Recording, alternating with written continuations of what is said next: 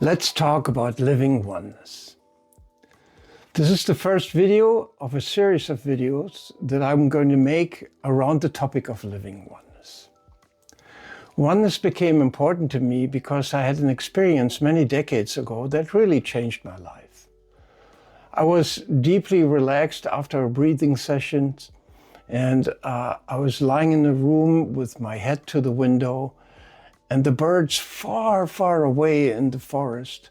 All of a sudden, the chirping of the birds was inside of me. And then everything else started to be more and more inside of me. And it was an expansion, and it was blissful, it was peaceful, it was very rested. It felt so natural. And over the next few days, that experience deepened more and more. To me, that was not a theoretical or abstract exercise. It was a living sensation in my whole being. And when I came back home and got back to my day-to-day life, it was very difficult for me to maintain that sensation of oneness. In fact, oftentimes, when I had this sensation in my life, I would have it in one moment, and the next moment it would be gone, and I would be back into normal life. So I became interested in, how do I live this? How do I bring this into my life? How do I make that something that I base my decisions on? How do I make it something that informs me when I relate to other people? How do I make it something that informs me? How do I manage my life, manage my decisions in terms of business, in terms of my political orientation, like very embodied, very real, because that's how it felt to me. It is a very real thing. It's not something aloof or something that's it's so abstract that most people cannot have ever any access to it.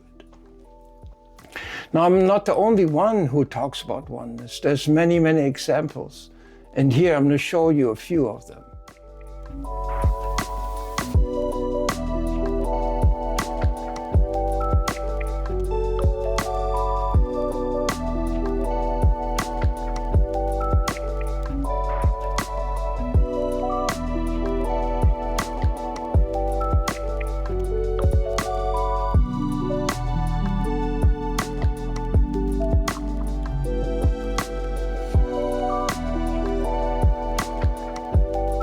So when it comes to the living part of living oneness, that is very, very interesting to me because it's very simple.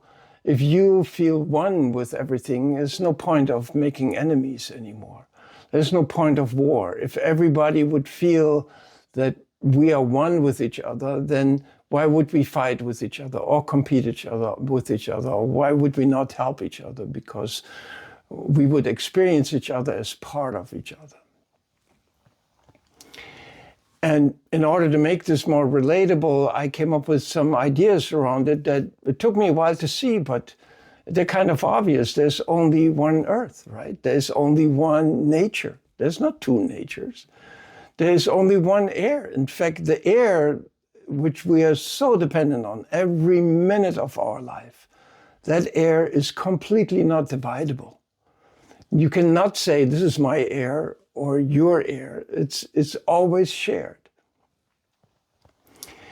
And there's this point below our feet, the center of the earth, where all particles, everything we know, every human being, every animal, every plant, even the clouds, the sky, even our thoughts are held in that center point of earth. And that's one point. There's the oneness manifested right beneath our feet. Another way to see that is when we make music, particularly when we drum together, because the one beat, the beat at the center of us finding each other in the beat is the one. Before we even get into any rhythm, we got to be together in that beat. So there's ways of how the oneness is manifested in our world. And in the coming videos and in the retreats and in the way I teach, we're going to explore that aspect of oneness, the living part, and how to bring it more and more into our lives.